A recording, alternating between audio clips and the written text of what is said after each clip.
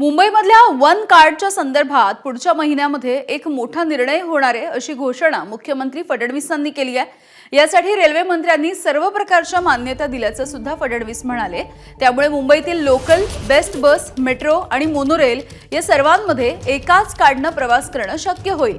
सध्या तशी सोय मुंबईमध्ये नसल्यामुळे लोकल असो किंवा मेट्रो एक मार्ग किंवा अन्य मेट्रो मार्ग, बेस्टची बस, मोनोरेल या सगळ्यासाठी वेगवेगळं तिकीट काढावं लागतं। त्यामुळे एकतर फोनमध्ये अनेक ॲप्स ठेवावे लागतात किंवा मार्ग बदलत असताना प्रत्येक वेळेला तिकिटांच्या रांगेमध्ये उभं राहावं लागतं।